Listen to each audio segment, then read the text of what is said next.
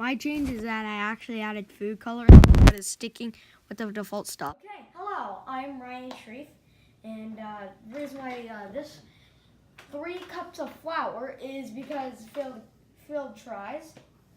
Okay, so you want to pour a 3 cups of flour, and then you want a cup of salt. So you want to take your salt, and you want to put it all right, that bad boy right on top there. Okay, now what you want to do is you want to take the water, and then you want to take the cup of water, 1 cup, and you want to pour it in, just like so. And then you want 2 teaspoons of vegetable oil. Okay?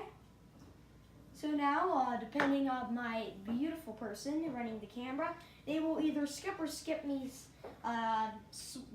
just stirring this up and making the volcano. So, I don't know what she's going to do. So, you just want to stir it up until you get a big ball.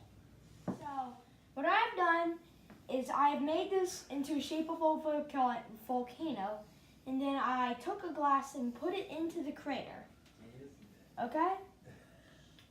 So, now this is what I'm going to do.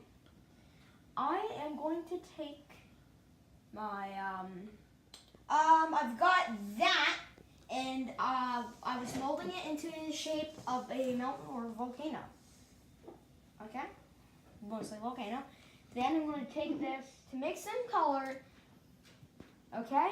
So now I'm going to take 2 tablespoons of baking soda, and I'm going to just pour that bad boy right into the crater.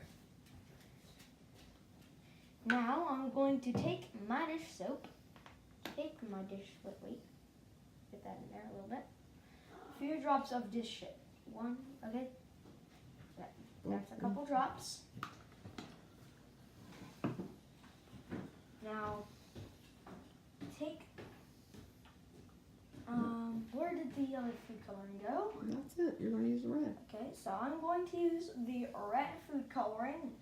I'm going to take the red food coloring and add a couple drops. Perfect though.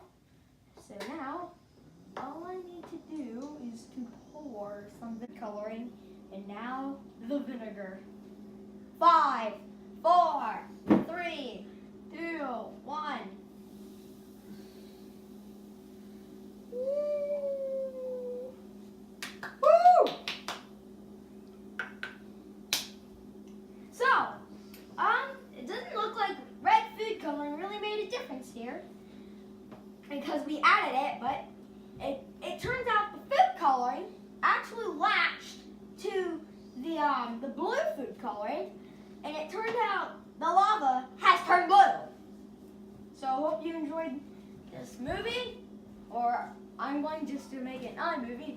So see you.